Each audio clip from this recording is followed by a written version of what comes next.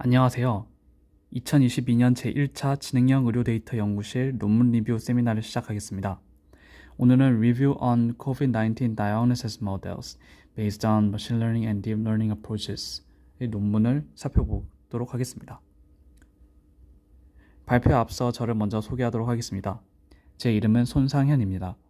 현재는 지능형 의료 데이터 연구실 인턴으로 근무하고 있습니다. 관심 있는 분야는 의료 분야의 설명 가능한 인공지능입니다. 그래서 특정 환자의 진단을 설명하는 인공지능 모델을 개발하는 데 관심이 있습니다. 이번 발표의 목차입니다. 이번 세미나의 논문은 리뷰 논문이지만 인공지능을 모르시는 분들이 듣고 계신다는 가정하에 내용을 구성했습니다. 인공지능의 개념부터 구체적인 모델과 그 알고리즘까지 설명하고 실제 연구에서 이 모델들이 어떻게 쓰였는지를 살펴보겠습니다. 모델은 코로나의 진단을 위한 지도학습용 모델을 초점으로 다룰 예정입니다. 코로나 진단에 인공지능이 필요한 이유는 인공지능이 질병의 빠르고 정확한 진단을 돕기 때문입니다. 기존의 PCA 검사, 엑스레이, CT 영상을 통해 의사분들께서 진단해 주셨습니다. 하지만 인공지능의 결점과 의료인이 과다한 업무량으로 인한 오진의 위험이 있어 새로운 기술의 도입이 필요한 시점입니다. 인공지능의 도입은 코로나의 진단을 더 빠르고 정확하게 할 수 있을 것입니다. 그래서 의사분들께서 더 정확한 진단을 할 수 있도록 도울 것입니다. 그렇다면 이 인공지능이 무엇인지 정의를 확인하고 넘어가겠습니다. 인공지능은 기계가 사람처럼 학습하고 행동, 사고하는 지능을 의미합니다. 그 하위 개념인 머신러닝은 이 인공지능을 컴퓨팅 모델로 구현한 분야입니다. 머신러닝 분야 중 딥러닝은 컴퓨팅 모델인 인공신경망 모델을 어떻게 설계해야 잘 학습이 이루어지는가를 연구하는 분야입니다.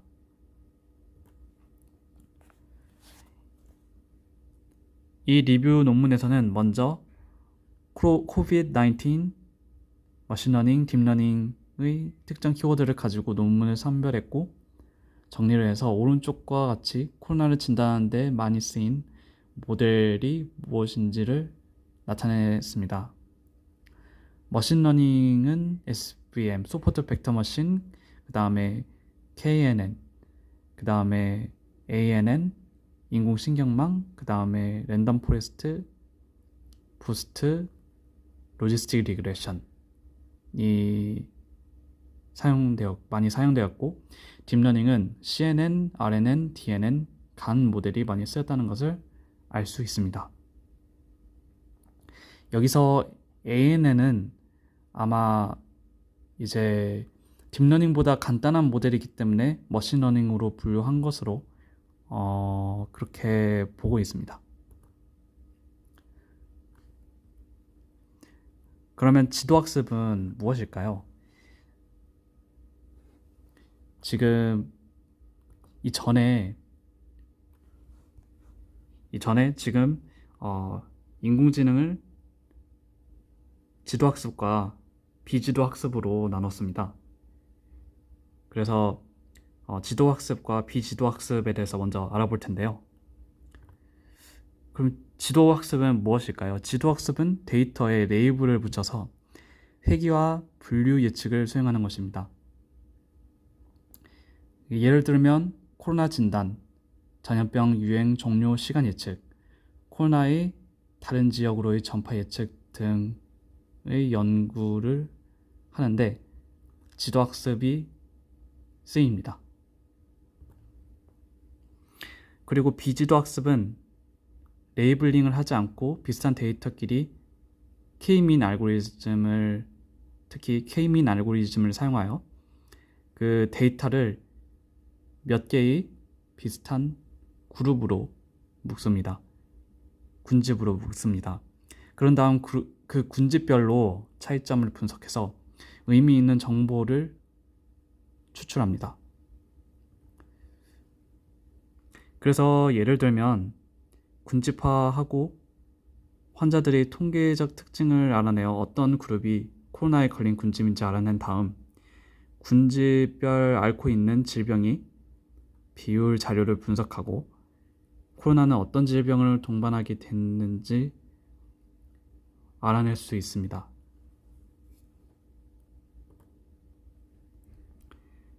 그럼 앞으로 다룰 내용은 코로나 진단을 위한 지도학습 알고리즘과 성능 평가 지표에 대해 알아보겠습니다. 코로나 진단에 제일 많이 쓰이는 머신러닝 모델들은 소포트 벡터 머신, 로지스틱 리그레션, 그 다음에 KNN, 부스트 알고리즘입니다. 특히 SVM이 다른 모델들보다 월등히 많이 쓰인 것을 볼 수 있는데요. 26%가 됩니다. 그리고 딥러닝 모델은 CNN이 70%를 차지하여 다른 DNN, RNN 간보다 훨씬 많이 쓰인다는 것을 볼 수 있습니다. 그래서 저희는 이 발표에서는 많이 지금 방금 언급한 많이 쓰이는 모델을 위주로 설명하도록 하겠습니다. 그리고 이 정확도는 이제 인공지능 모델의 성능을 측정하기 위한 그 지표는 정확도, accuracy, specificity, F1 score, recall, precision, RC score, AUC가 제일 많이 쓰인 걸 알 수 있고 빈번하게 쓰인 걸 알 수 있고 그 다음에 그 중에 정확도, accuracy가 제일 많이 쓰인 것을 볼 수 있습니다. 그래서 월등히 사용 빈도가 낮은 그 성능 지표를 제외하고 그래서 조금 많이 쓰인 지표를 위주로 설명하도록 하겠습니다. 이제 2장부터 인공지능 모델이 데이터를 학습하는 과정과 각 모델의 알고리즘에 대해 자세히 알아보겠습니다. 먼저 머신러닝과 딥러닝 알고리즘을 비교하자면 머신러닝 모델은 간단해서 계산량이 적지만 정확도를 올리기 위해 사람이 직접 이 피처를 다뤄야 합니다. 그리고 정형화된 데이터를 잘 학습합니다. 그 다음 딥러닝은 알고리즘이 비교적 머신러닝에 비해서 비교적 복잡한 구성을 갖고 있습니다. 그래서 많은 계산량이 요하고 그래서 학습할 때도 좀 시간이 오래 걸린다는 단점이 있습니다. 하지만 피처 엔지니어링을 이 사람을 대신 이제 이 모델이 피처 엔지니어링을 해줍니다. 그래서 이 거의 머신러닝 분석의 자동화에 조금 더 가까워지는 효과를 볼 수 있습니다. 그리고 정형화 데이터뿐만 아니라 비정형화 데이터, 그 다음에 정형화 데이터 둘 다 잘 분석을 해서 학습을 할 수 있습니다. 그럼 인공지능 모델은 어떤 절차를 거쳐서 데이터를 학습하고 예측할까요? 이제 예를 들어서 이제 코로나를 진단하는 모델을 개발한다고 가정하겠습니다. 일단 데이터셋을 이제 탐색을 해야 합니다. 탐색을 할 때 데이터에 결측지는 없는지,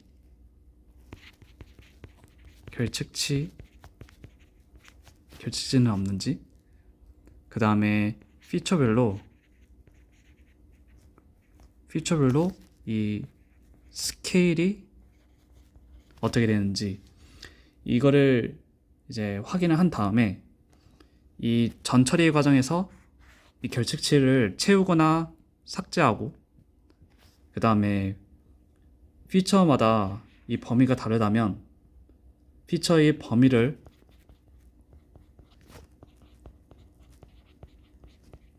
범위를 맞추어 줍니다. 죄송합니다. 그래서 인공지능이 학습을 바르게 할 수 있도록 잘 이 데이터를 가공을 해 주어야 합니다. 그리고 그 다음에는 연산의 효율성을 위해 중요한 피처들만 선별하는 피처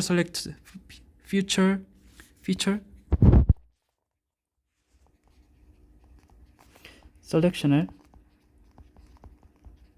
진행합니다. 그래서 옆에 이제 변화를 보시면 데이터 양이 많이 줄어들었죠. 그래서 학습해야 되는 양도 줄어들기 때문에 그만큼 학습할 시간이 줄어들고, 그러면 빨리 이 알고리즘을 테스트할 수 있는 그런 효과를 볼 수 있게 되는 겁니다. 그 다음에 이제 훈련 데이터, 트레인 데이터와 테스트 데이터로 이제 분류를 하고, 그 다음에 이제 인공지능 모델을 학습시키기 위해 이 훈련 데이터를 이용합니다. 그래서 이제 훈련 데이터를 학습시키면 이제 테스트 데이터를 이 학습된 모델에 이제 도입을 하고 인풋으로 넣고, 그러면 이제 이 코로나에 걸릴 확률을 이제 계산해 줍니다. 그러면 이렇게 계산된 결과를 0.5 기준으로 스레시홀딩해서 0.5보다 작은 데이터를 음성으로 판별하고 0.5보다 큰 확률은 이제 양성이라고 판별을 하는 것입니다. 그래서 이렇게 예측한 이 결과를 실제로 코로나 걸렸는지 안 걸렸는지 이를 보이는 그 자료와 비교를 해서 이제 다양한 성능 지표를 이용해서 이 알고리즘이 얼마나 잘 코로나인지 아닌지를 진단했는지를 평가를 해줍니다. 그리고 이제 이 평가 수치를 이제 높이기 위해서 다시 데이터 정제 단계에서 이 데이터 정제 단계를 검토하거나, 아니면 다른 피처를 더 골라내야 되는 것인지를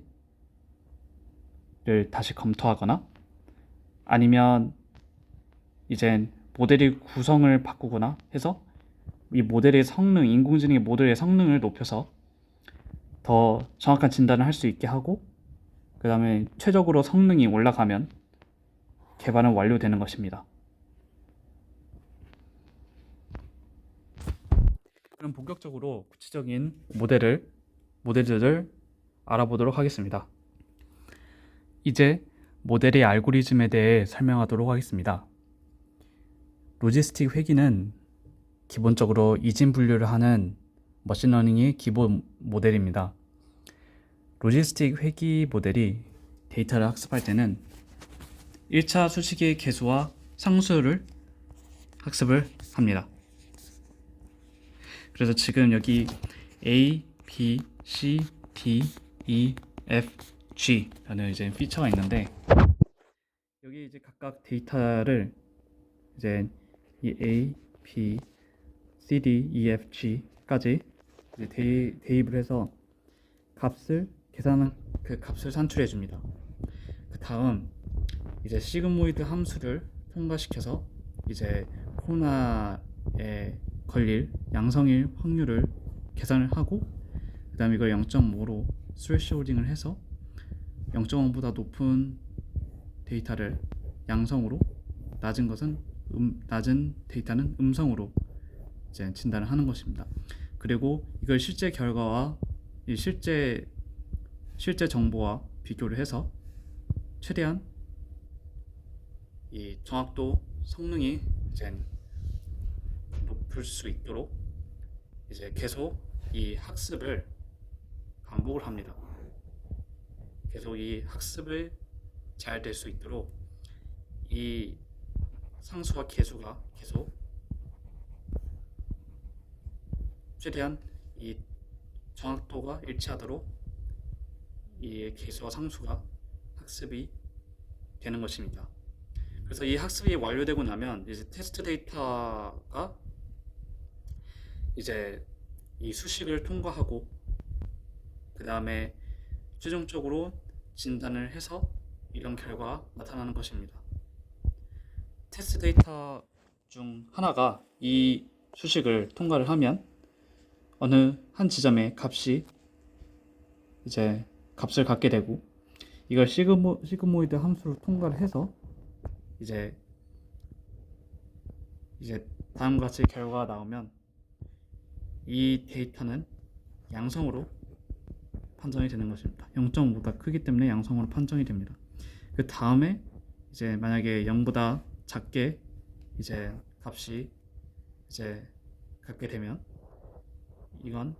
이 부는 음성으로 이제 판정이 되는 겁니다. 그래서 지금 이제 테스트 데이터로 이제 예측한 이제 결과라고 이제 이 그림을 가정을 한다면 이제 정확하게 항상 100%로 진단이 정확할 수는 없습니다.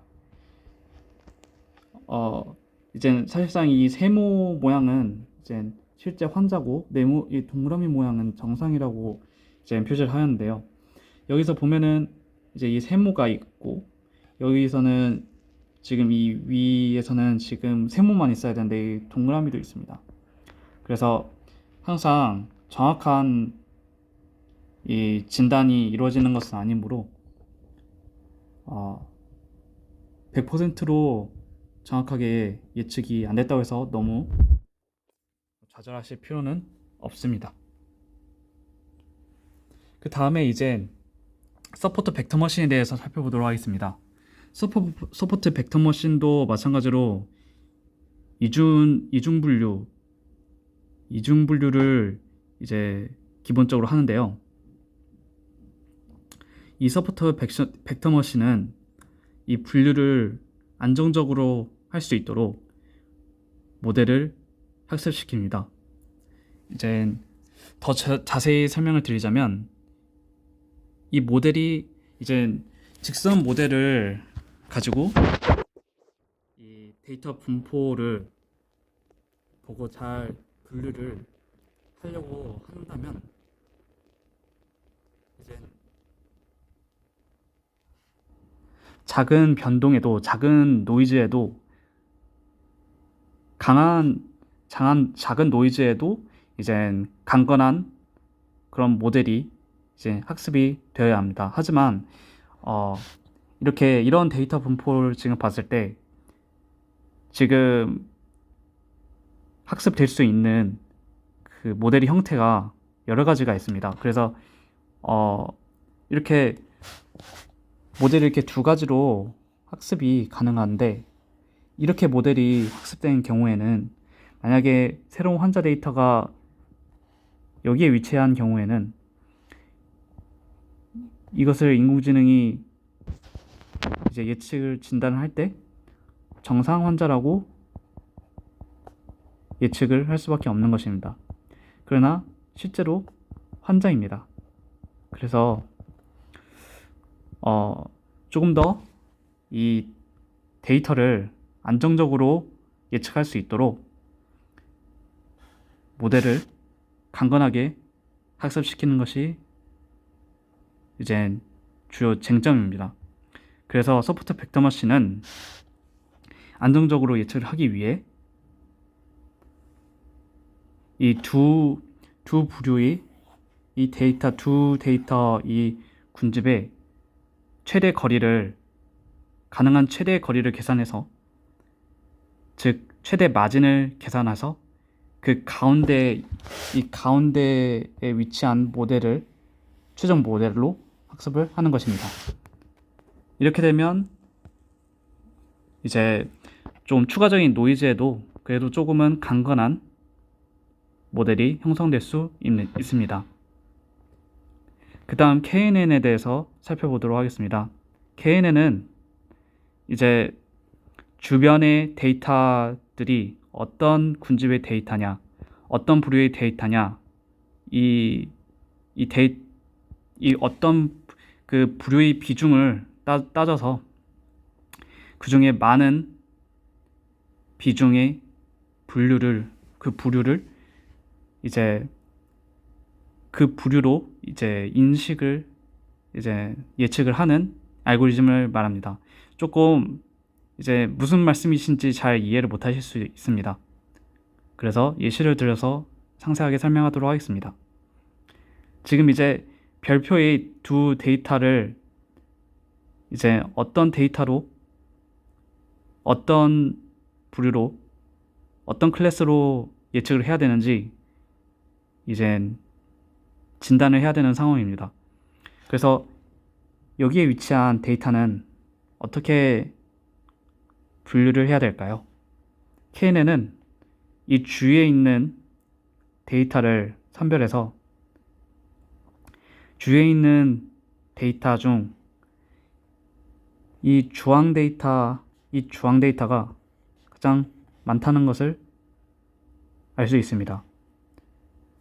그래서 이 데이터는 주황 데이터로 인식을 하는 겁니다. 또 마찬가지로 이 위치에 있는 데이터는 주변에 데이터가 세모 데이터가 제일 많습니다. 그래서 이 데이터는 세모 데이터라고 분류를 하는 것입니다. 그래서 여기 보시면 이렇게 분류한 것을 알 수 있습니다. 그래서 KNN은 뭔가 이렇게 복잡한 수식이 아니라 다른 모델들에 비해서 복잡한 수식을 쓰지 않고 이제 주변의 데이터를 확인해서 본인의 데이터가 어떤 군집에 속해야 하는지를 판단하는 알고리즘입니다. 부스팅은 이제 조금 복잡한데요. 자세하게 살펴보면 굉장히 강력한 알고리즘임을 알 수 있습니다. 부스팅은 일단 수많은 동일한 그리고 약한 분류기가 이제 학습을 해서 이제 그 얻어낸 결과를 종합하는 그런 방식이 부스팅 방식인데요. 똑같은 데이터셋이 있는데 이 데이터를 분류기가 분류해내면 그에 대한 오차가 있을 것입니다. 그러면 이 오차를 데이터셋에 반영한 이 데이터셋을 또 다른 분류기가 분류해냅니다. 그리고 이 데이터가 예측하면서 발생한 에러를 또 반영을 해서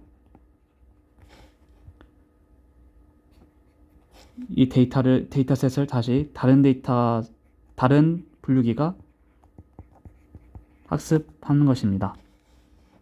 그래서 계속 이런 식으로 반복을 하다가 여러 분류기가 만들어집니다. 그래서 동일한 데이터셋을 이제 모든 분류기가 학습을 하는 것이고, 이 분류기 각각은 이제 성능이 조금 약한 분류기입니다. 그러나 여러 개의 분류기를 놓아서 차례대로 학습을 하게 합니다. 그래서 이 각각의 데이터는 각각 다른 설명력, 즉 다른 중요성, 다른 웨이트를 가지고 있습니다. 그리고 이제 각각의 모델은 동일한 알고리즘으로 이루어져 있습니다. 그래서 이제 저희가 새롭게 데이터를 예측을 할 때 어떤 환자가 있다고 가정을 하면 이 환자가 코로나 양성이라고 예측하는 분류기가 있을 것입니다. 그리고 음성이라고 예측하는 분류기가 있을 것입니다. 이 N개의 분류기 중에 코로나 양성이라고 예측하는 분류기의 설명력을 모두 합한 결과와 그 다음에 이 환자가 코로나 음성이라고 판단한 분류기의 설명력을 모두 합한 그 값과 비교를 해봤을 때 양성이 클 경우에는 양성의 설명력이 더 클 경우에는 이 환자를 코로나 양성이라고 판단하고 음성 쪽에 점수가 더 높았을 때는 코로나 음성이라고 이 환자를 진단하는 것입니다. 조금 이야기가 좀 어려운데요. 제가 예시를 들으면서 더 이해하기 편하시도록 설명해 드리도록 하겠습니다. 부스트 모델을 이제 보시면 다음과 같은 데이터 분포가 있다고 이제 가정을 하겠습니다. 그러면 1차적으로 이제 이 선을 기준으로 이제 데이터를 분류를 하겠습니다. 그러면 이제 이 데이터는 이 분류로 가야 되는데 이 분류로 갔으므로 잘못 분류가 된 것입니다. 그럼 이렇게 잘못 분류된 데이터에 대해서 가중치를 부여합니다.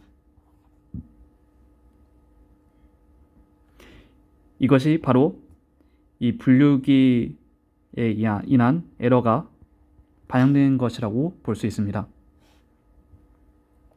그 다음 그 에러가 반영된 이 데이터 분포를 가지고 또 다시 새롭게 분류를 수행해냅니다.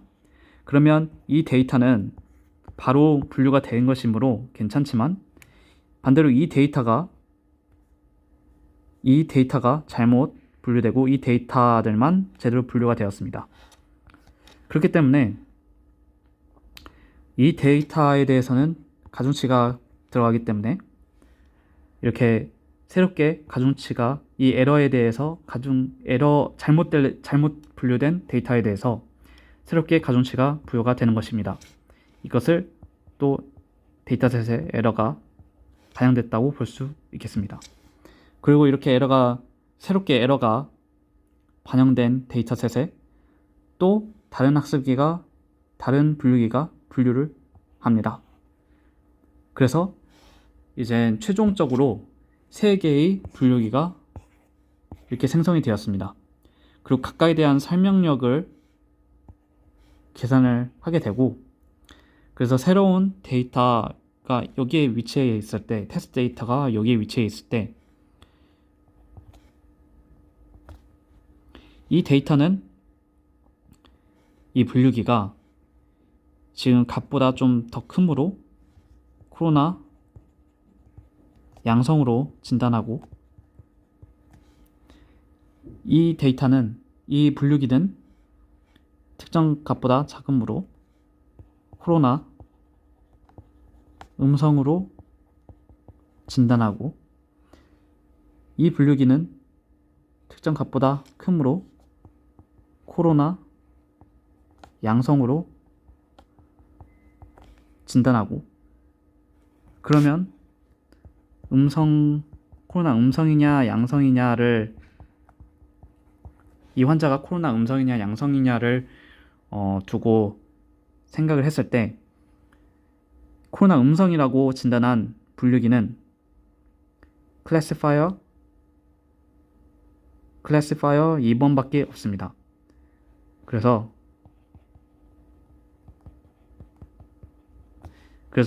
설명력이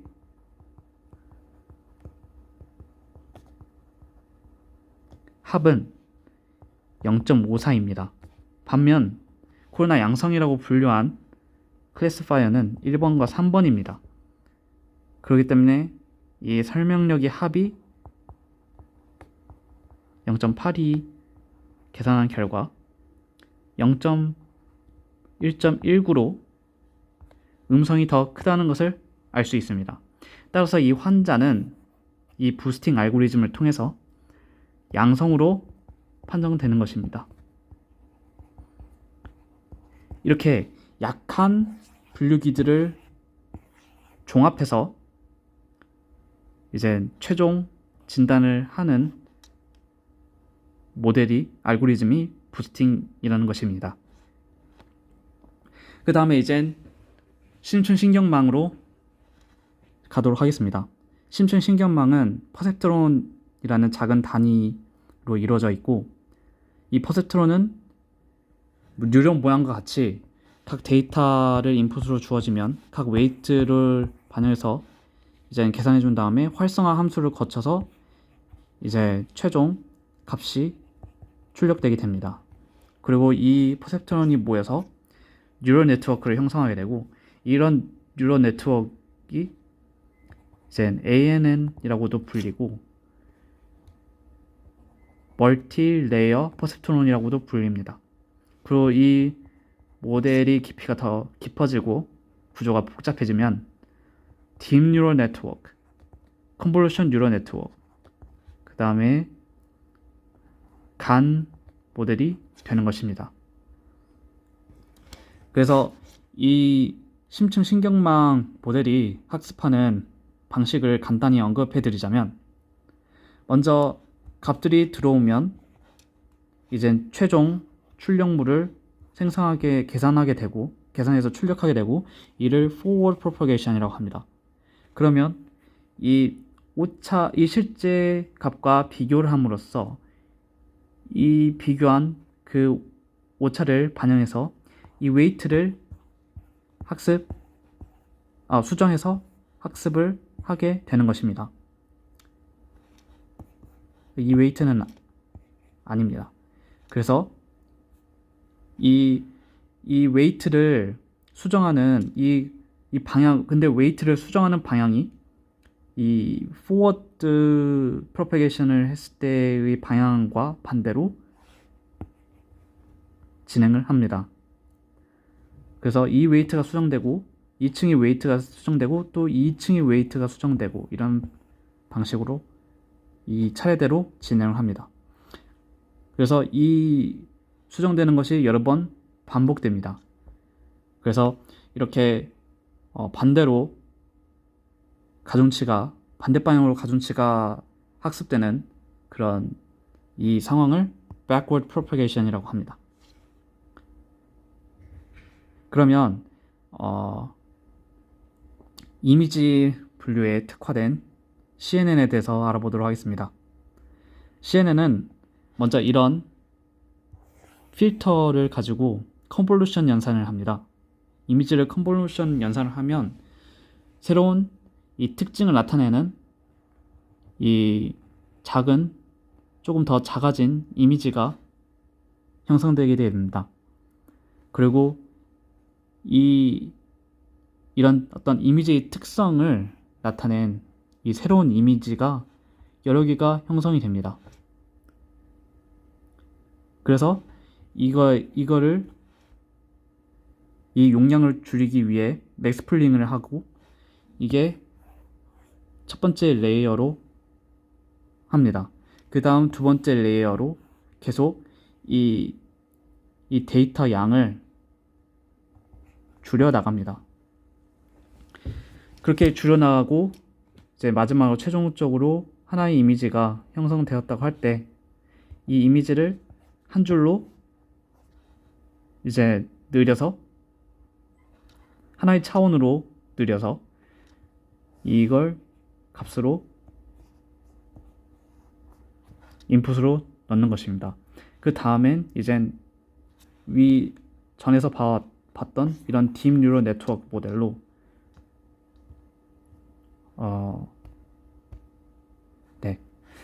이 모델로 이제 최종 분류를 하게 되는 것입니다. 그래서 코로나 양성이다, 음성이다를 판정해 줍니다.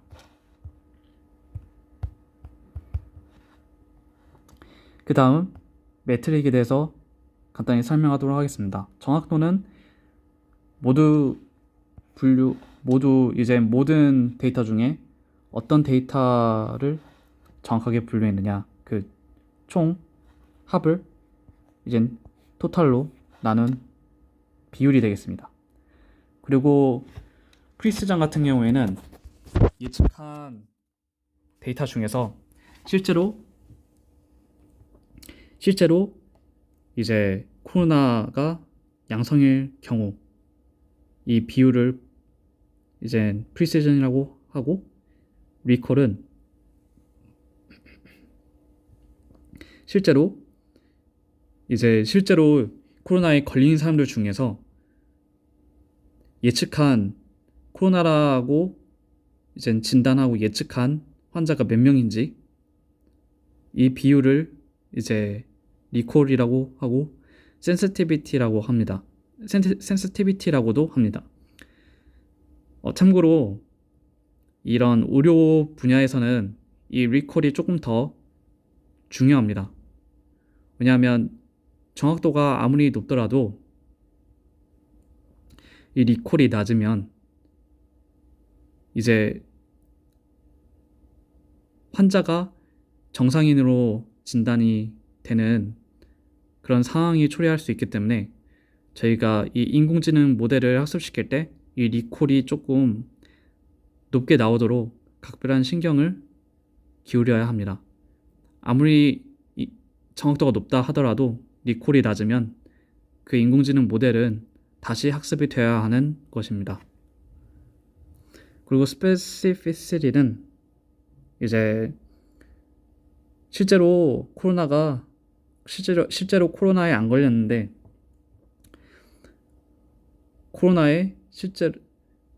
코로나라고 이제 예측하지 않은 사람들의 비율을 스페시피시티라고 합니다. 그리고 F1 스코어는 이제 FP와 FN이 어느 정도로 균형을 이루는지에 대해서 나타낸 지표입니다. 그리고 RC 커브 같은 경우에는 제가 전에 언급한 이 0.5 스레숄드를 이 스레숄드를 계속 변화를 시켜서, 그래서 0.1도 있고 0.2도 있고 이렇게 계속 변화를 시켜서 이 변화에 따른 이 TPR, True Positive Rate, 그 다음에 False Positive Rate를 이 순서상을 이제 계속 찍어내면서 생긴 곡선인 것입니다. 이 곡선을 RC 커브라고 합니다. 그래서 이 RC 커브 이 아래의 넓이를 이제 저희가 AUC 스코어라고 합니다. 더 정확하게는 RC AUC 스코어라고 합니다. 그래서 이 점수가 높으면 높을수록 분류기의 성능이 좋다고 저희는 판단합니다. 그래서 여러 분류기들에 의해서 생성된 여러 ROC 커브인데, 이제 이 성능이 넓이가 크면 클수록 성능이 좋다고 했으므로 성능이 가장 좋은 모델은 이 초록색 커브에 해당하는 모델인 것입니다. 그러면 이제 다음 실제로 어떻게 연구에 적용되었는지 살펴보도록 하겠습니다. 데이터를 이제 전자 설문조사를 하고 데이터베이스에 저장한 다음 이 데이터 전처리를 한 다음 그 다음 분류를 하고 그 다음에 성능 측정을 했습니다. 그래서 이 분류를 한 모델은 로지스틱, 회기, 그 다음에 소프트 벡터 머신, 멀티레이어 퍼셉트론을 이렇게 하였고, 이 데이터를 정제할 때 이 나이와 이 나이를 이제 다른 속성에 맞게 이제 스케일링을 했습니다.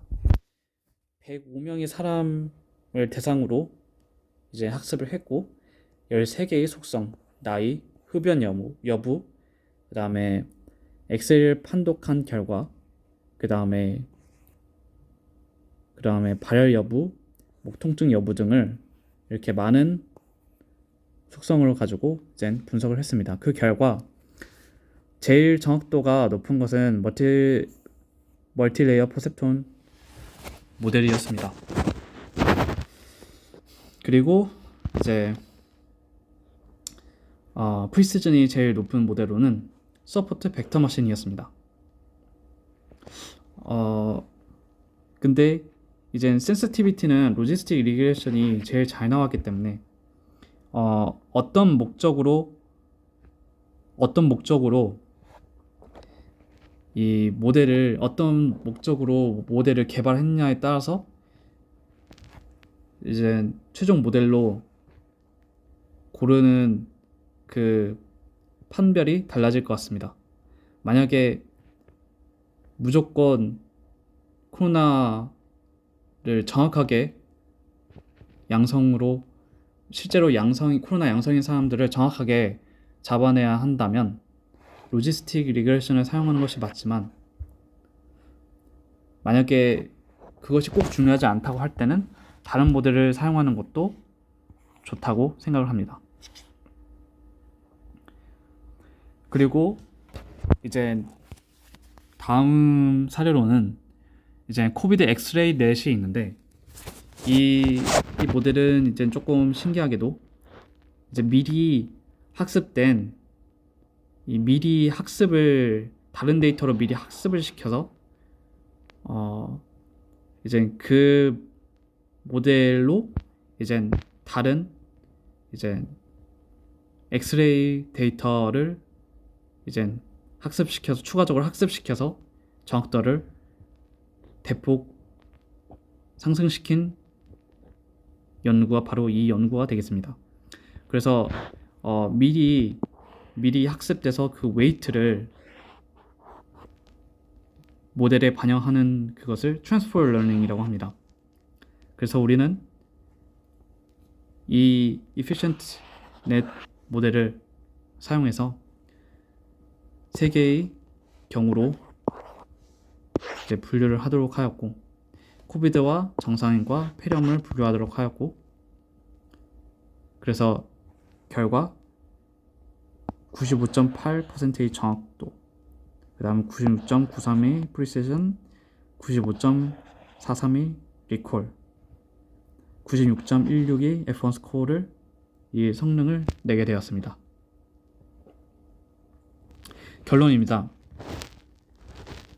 AI는 코로나의 정확한 진단과 빠른 진단을 위해 필요하고, SPM 로지스틱 회기, KNN, 부스트, CNN을 사용하였습니다. 그리고 이에 대해서 자세히 설명을 드렸었고, accuracy, sensitivity, specificity, F1 score, recall, precision, RC score, AUC 스코어를 RC 커브, AUC 스코어를 이제 확인하였고, 그것이 무엇인지를 이제 간단히 설명드렸습니다. 그리고 실제로 연구에 적용된 사례를 살펴봄으로써 어떻게 이제 연구가 되었는지를 살펴보았습니다. 발표 들어줘서 감사합니다.